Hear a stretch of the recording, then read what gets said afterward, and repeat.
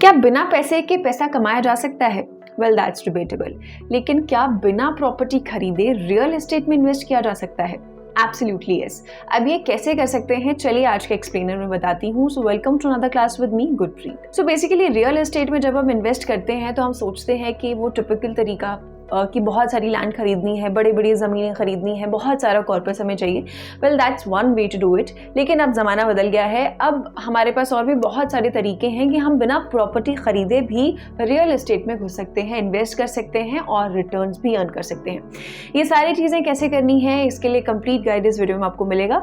सो अगर आप real estate में इन्वेस्ट करने का सोच रहे हैं, बिगिनर हैं, तो ये वीडियो आपके लिए बहुत यूजफुल रहने वाली है। सो एक बार देख लेते हैं आज के वीडियो में हम क्या क्या चीज़ें डिस्कस करेंगे। सबसे पहले तो रीसेंट न्यूज़ एक रिपोर्ट आई है रियल एस्टेट सेक्टर को लेकर, सबसे पहले तो वो डिस्कस करेंगे।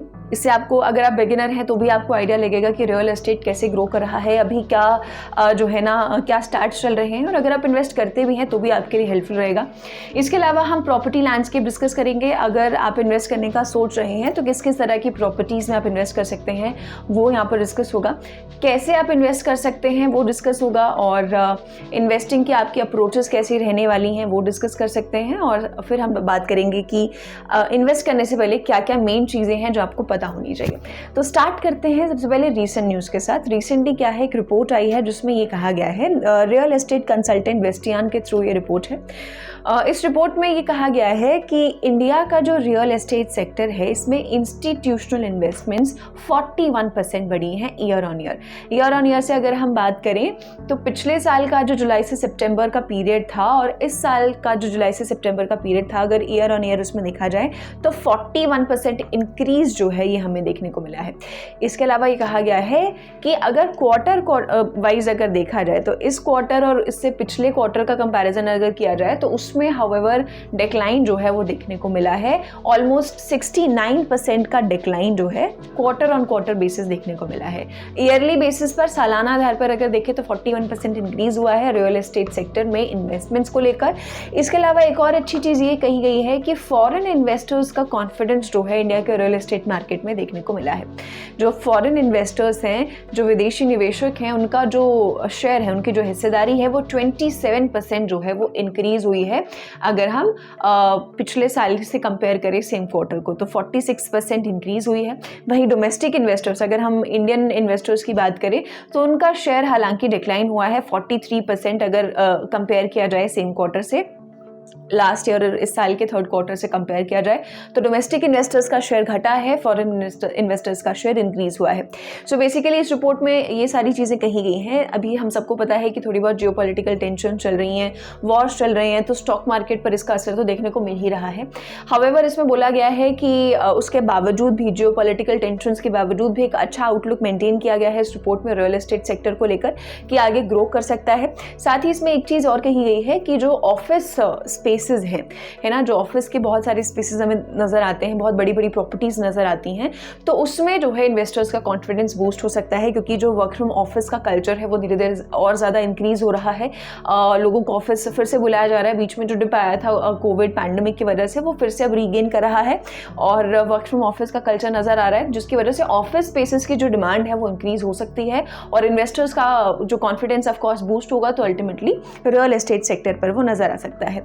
सो ये बेसिक न्यूज़ थी कि फॉरेन इन्वेस्टर्स इन्वेस्ट कर रहे हैं ज़्यादा, इंडियन इन्वेस्टर्स थोड़ा कम इन्वेस्ट कर रहे हैं। हालांकि जो एक कॉमन आउटलुक है, अगर ओवरऑल पर्सपेक्टिव से देखा जाए तो अच्छा पर्सपेक्टिव मेंटेन है, इन्वेस्टर्स का कॉन्फिडेंस आगे बढ़ता हुआ नज़र आ सकता है रियल एस्टेट में। अब आपको मैं आपके काम की बात पर लेकर चलती हूँ। अगर आप इन्वेस्ट करना चाहते हैं, अगर प्रॉपर्टीज़ में इन्वेस्ट करना चाहते हैं तो किस किस तरह की प्रॉपर्टीज़ में आप इन्वेस्ट कर सकते हैं। सबसे पहले तो इसमें आ जाता है रेजिडेंशियल इन्वेस्टमेंट। जब भी रियल एस्टेट में इन्वेस्ट किया जाता है तो या तो आप डायरेक्टली प्रॉपर्टी खरीद सकते हैं या फिर इनडायरेक्टली भी खरीद सकते हैं। इनडायरेक्टली पर भी हम लोग आएंगे। हमारा मेन मकसद क्या है कि हमें इनकम जनरेट करनी है, हमारे पास जो है ना कैपिटल आना चाहिए, हमारे पास रिटर्न्स आने चाहिए। बेसिक मोटिव ये होता है। सबसे पहले तो अगर देखा जाए तो रेजिडेंशियल इन्वेस्टमेंट्स आप कर सकते हैं। अगर आप प्रॉपर्टी खरीदना चाह रहे हैं तो रेजिडेंशियल इन्वेस्टमेंट आ जाता है। इसमें क्या है कि आप अपार्टमेंट्स, सिंगल फैमिली होम्स आ जाते हैं, स्टूडेंट हाउसिंग के लिए अपार्टमेंट्स आ जाते हैं, जो नॉर्मल पीजी वगैरह हम लोग देखते हैं, या सिंगल फैमिली को जो रेंट पर घर दिए जाते हैं, अपार्टमेंट्स दिए जाते हैं, वो सारी प्रॉपर्टीज़ जो है ना इस सेक्शन में कवर हो जाती हैं। तो इस तरह का इन्वेस्टमेंट भी आप कर सकते हैं। इस तरीके की ज़मीन आप परचेज कर सकते हैं, इस तरह का जो है इन्वेस्टमेंट आप डाल सकते हैं। यहाँ से क्या है, आपको रेंटल इनकम मिल सकती है, रेंट पर आप देंगे तो रेंट से आपकी इनकम आती रहेगी, लॉन्ग टर्म अप्रिसिएशन में आपको देखने को मिलता रहेगा। लेकिन ये है कि इस तरह की प्रॉपर्टीज़ में आपको भाई मेंटेनेंस का ध्यान रखना पड़ता है, उसको प्रॉपर्ली मैनेज करना पड़ता है, राइट। तो यहाँ पर रेंटल इनकम का जो है पोटेंशियल आता है, साथ ही लॉन्ग टर्म कैपिटल ग्रोथ का भी पोटेंशियल आता है। तो ये रेजिडेंशियल इन्वेस्टमेंट होता है, जो रहने वहने के घर होते हैं, जो प्रॉपर्टीज़ होती हैं, वो एक तरह का इन्वेस्टमेंट हो जाता है। दूसरी तरह का इन्वेस्टमेंट जो आपको देखने को मिलेगा वो है कमर्शियल इन्वेस्टमेंट्स का, जो आप भी कर सकते हैं।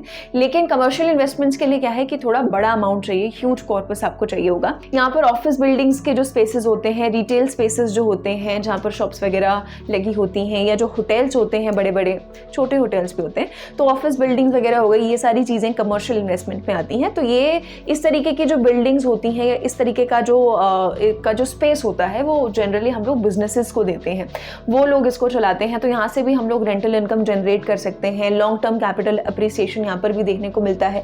एक स्टेबल रेंटल इनकम अच्छी खासी आपको क्या है कमर्शियल इन्वेस्टमेंट्स में देखने को मिल सकती है। लेकिन क्या है, यहाँ पर इकोनॉमिक डाउनटर्न से इफेक्ट हो सकता है। जैसे कि एक अच्छा खासा एग्जांपल है इसका जीता जागता कोविड-19 पैंडेमिक। जब पैंडेमिक आया था, वर्क फ्रॉम होम हो गया और जो ऑफिस स्पेसेस की डिमांड है वो बहुत कम हो गई। तो इस तरीके की चीजें अफेक्ट कर सकती हैं कमर्शियल इन्वेस्टमेंट्स को। इसके अलावा एक और तरह का इन्वेस्टमेंट है इंडस्ट्रियल इन्वेस्टमेंट्स। बेसिक है, बड़े बड़े गोदाम होते हैं, बड़ी बड़ी फैक्ट्रियां होती हैं, बड़े बड़े डिस्ट्रीब्यूशन सेंटर्स होते हैं, उसके लिए बहुत बड़ी बड़ी ज़मीनें चाहिए होती हैं। तो एक तरह का इन्वेस्टमेंट इस तरफ भी हो सकता है आपका। यहाँ पर आप बड़े बड़े वेयर हाउसेज, यहाँ पर भी क्या है, आप बेसिकली बिजनेसेस को ही इस तरीके का जो स्पेस है वो लीज करेंगे या उनको रेंट पर देंगे। तो वो क्या है, वहाँ गोदाम चला सकते हैं, वहाँ फैक्ट्री खोल सकते हैं, डिस्ट्रीब्यूशन सेंटर खोल सकते हैं, राइट। तो यहाँ पर क्या है, चाहे कोई उसमें स्टोरेज पर्पज से जो है उस स्पेस का इस्तेमाल कर सकता है, चाहे फैक्ट्री है तो कोई प्रोडक्शन का काम वहाँ पर हो सकता है।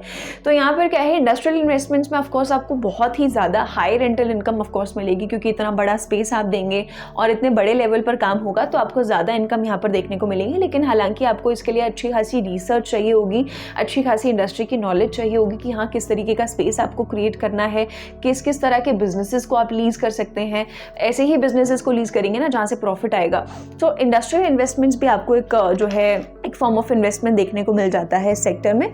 इसके अलावा बात करें तो लैंड इन्वेस्टमेंट आ जाता है। लैंड इन्वेस्टमेंट बेसिकली आप ज़मीन खरीद लेते हैं और बड़ी बड़ी ज़मीनें आप खरीदते हैं और आप उसको अपने पास रहने देते हैं, और फिर जब प्रॉपर्टी के दाम बढ़ते हैं तब आप उसे बेचते हैं। तो उसमें बहुत ज़्यादा आपको क्या है प्रॉफिट होता है। हालांकि थोड़ा इलिक्विड होता है, लिक्विडिटी इसमें कम है, आप तुरंत नहीं बेच सकते इस तरह के इन्वेस्टमेंट को। आपको अगर पैसों की ज़रूरत है, आपके पास बहुत बड़ा पीस ऑफ लैंड है, तो आपको थोड़ा सा टाइम जो है स्पेंड करना पड़ेगा, तो इसकी जो लिक्विडिटी है वो कम हो जाती है। लेकिन ऑफकोर्स लॉन्ग टर्म पोटेंशियल है इसमें रिटर्न्स के लिए, और साथ ही साथ में आप इसमें क्या है डेवलपमेंट, फ्यूचर डेवलपमेंट और अप्रिसिएशन के हिसाब से आप ज़मीन को जो है ख़रीदते हैं। इसमें भी आपको अच्छी खासी रिसर्च जो है वो करनी पड़ती है। तो ये कुछ मेन तरह के इन्वेस्टमेंट्स हैं। अगर आप डायरेक्टली लैंड परचेज करना चाहते हैं तो कुछ इस तरीके के लैंड्स आपको देखने को मिलते हैं, इस तरीके के लैंड्स में आप इन्वेस्ट कर सकते हैं। अब मैं अगर आपको बोलूँ कि आप कैसे इन्वेस्ट कर सकते हैं रियल एस्टेट में, तो एक तो ये थी जो डायरेक्ट अप्रोच है, जो डायरेक्ट इन्वेस्टमेंट है। दो बेसिक तरह की अप्रोचेज हैं, डायरेक्ट इन्वेस्टमेंट, डायरेक्ट अप्रोच या इनडायरेक्ट इन्वेस्टमेंट। डायरेक्ट इन्वेस्टमेंट जो अभी हमने डिस्कस किया, जिसमें आप डायरेक्टली क्या है प्रॉपर्टी को परचेज कर रहे हैं, जिससे आपको क्या है रेंटल इनकम मिल रहा है ना, रेंट के थ्रू आप इनकम बना रहे हैं, और साथ में कैपिटल अप्रिसिएशन भी है, क्योंकि प्रॉपर्टी के दाम तो बढ़ते ही हैं और यूजुअली बढ़ते ही हैं।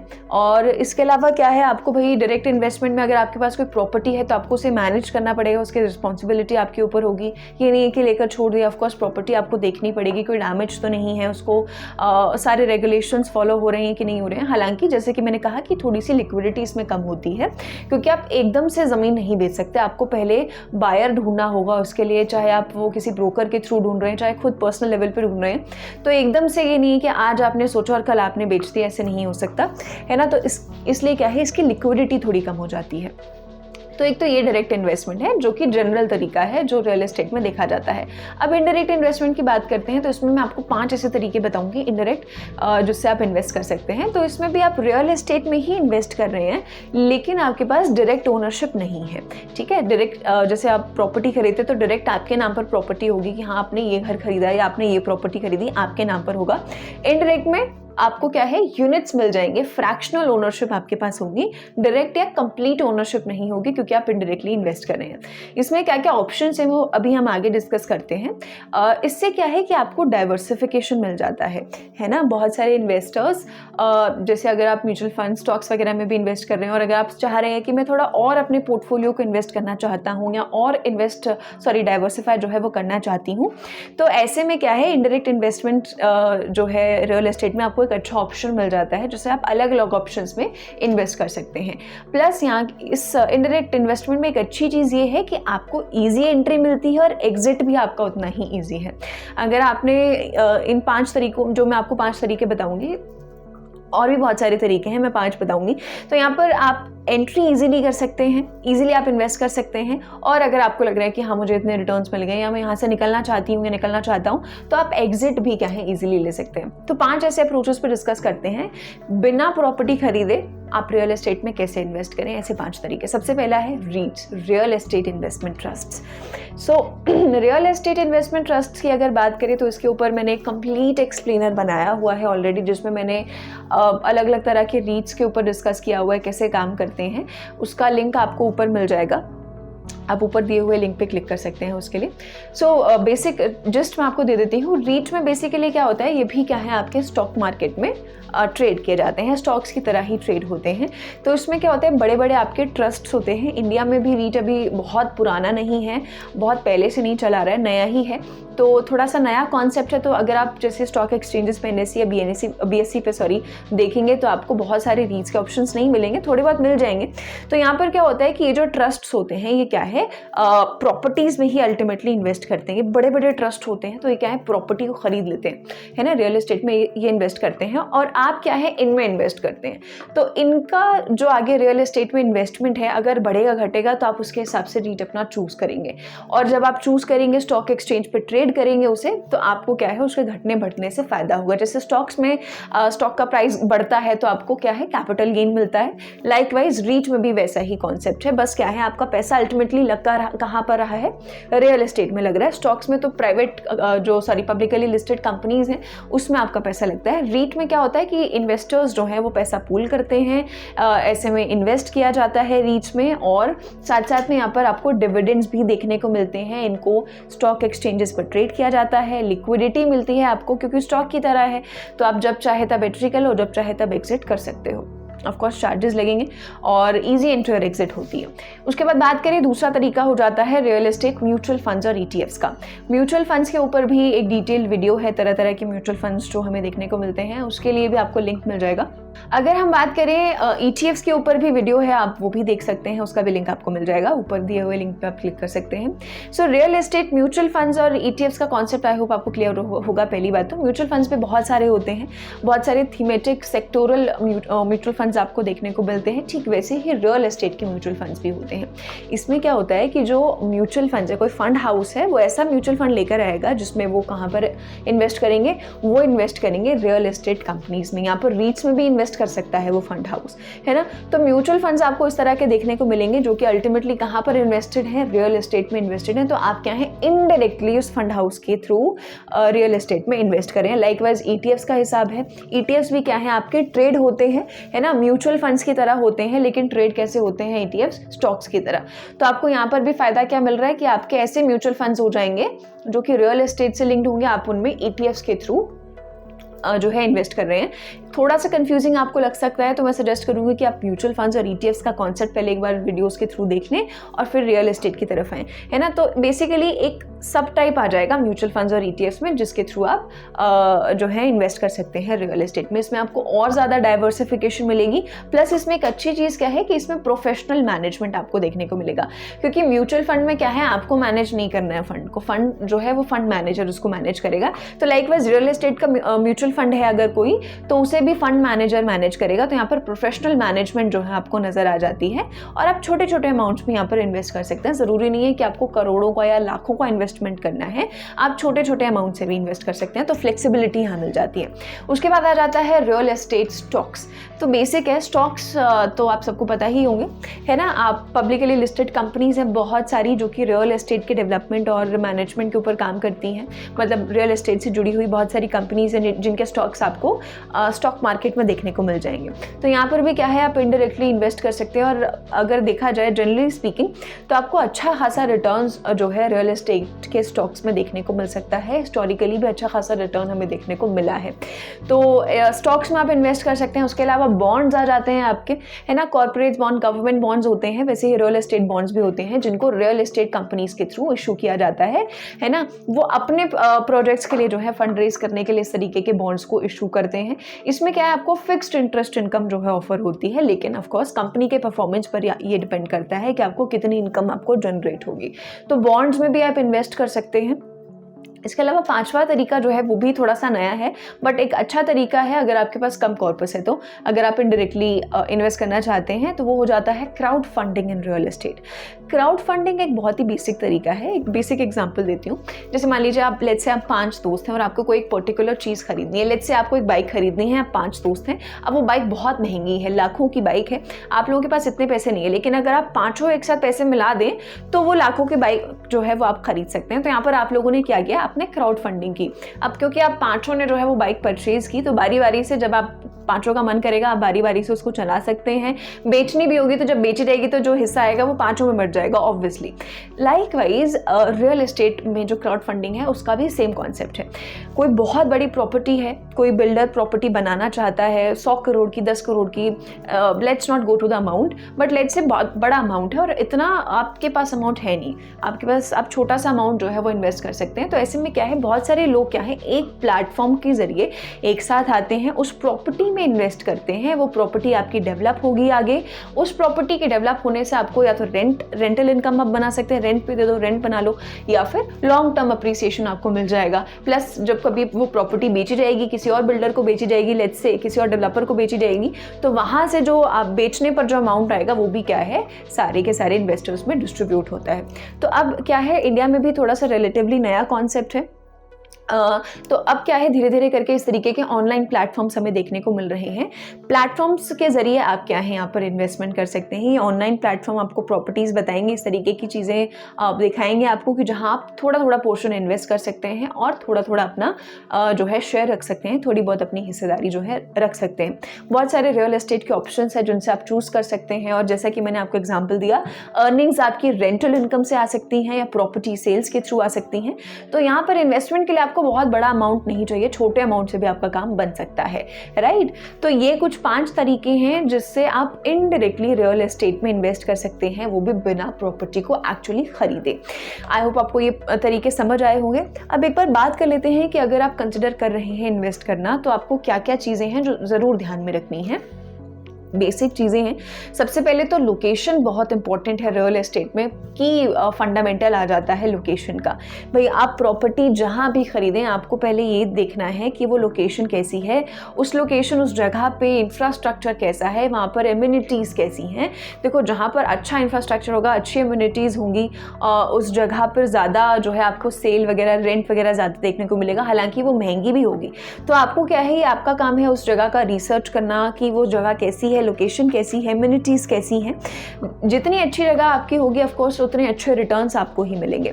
उसके बाद बात करें तो मार्केट ट्रेंड्स भी आप ज़रूर देखें अगर आप रियल एस्टेट में एंटर कर रहे हैं कि करेंटली मार्केट कैसा चल रहा है। जैसे वीडियो की शुरुआत में मैंने आपको बताया कि रीसेंट न्यूज़ क्या है, तो उससे आपको थोड़ा सा आइडिया लगा कि अच्छा रियल एस्टेट अभी इस तरीके से कर रहा है, फॉरेन इन्वेस्टर्स आ रहे हैं, डोमेस्टिक इन्वेस्टर्स का थोड़ा शेयर कम हुआ है, हालांकि ईयरली अगर देखें तो इंक्रीज ही हुआ है।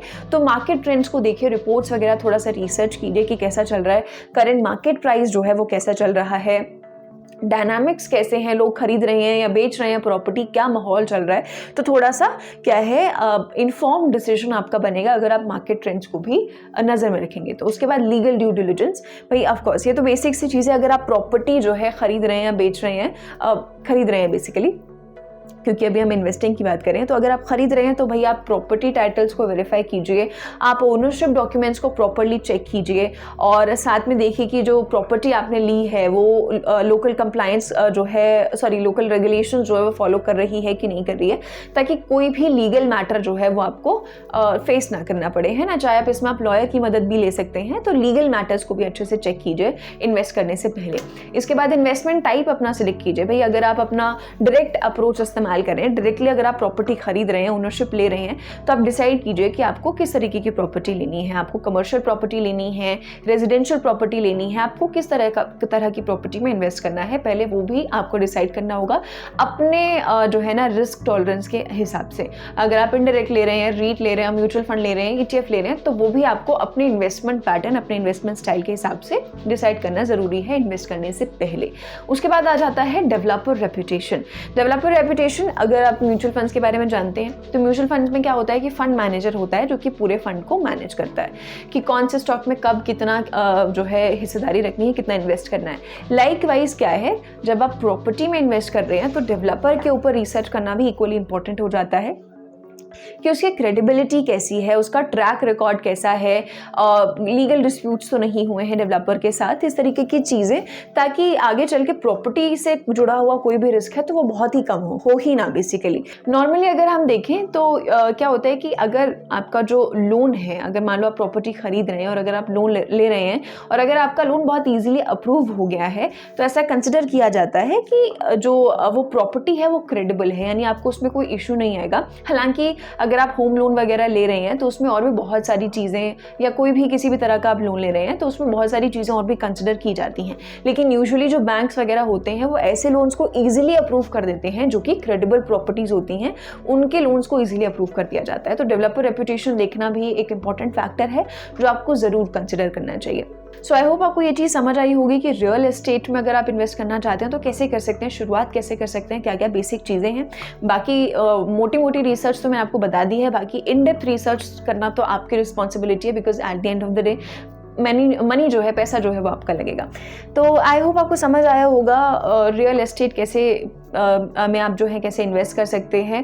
इतना समझ आ गया है कि हाँ, पोटेंशियल है कैपिटल अप्रिसिएशन का, ऑफ कोर्स पैसा अच्छा खासा बन जाता है रियल एस्टेट में, है ना। स्टडी इनकम हमें यहाँ पर देखने को मिल जाती है, एक हेज मिल जाता है इन्फ्लेशन के अगेंस्ट, जैसे सोना है, जैसे हम सोना लेते हैं वैसे ही रियल एस्टेट में इन्वेस्ट कर सकते हैं, एक टैंजिबल एसेट मिल जाता है हमें। लेकिन हालांकि दूसरी तरफ अगर देखा जाए तो थोड़ी सी लिक्विडिटी कम है ना, क्योंकि आप इसे तुरंत नहीं बेच सकते, आपको इसे मैनेज करना भी आपको ज़रूरी है। साथ में मार्केट फ्लक्चुएशंस भी देखने को मिल सकता है। अगर आप इनडायरेक्टली इन्वेस्ट कर रहे हैं तो मार्केट अगर ऊपर नीचे होगा तो आपको इस रियल एस्टेट पर इसका असर जो है वो देखने को जरूर मिलेगा। सो आई होप आपको समझ आया होगा। आज के सेशन में इतना ही था, मिलेंगे अगले सेशन में, तब तक keep watching ET Now। If you like this video, then like, share and subscribe to ET Now.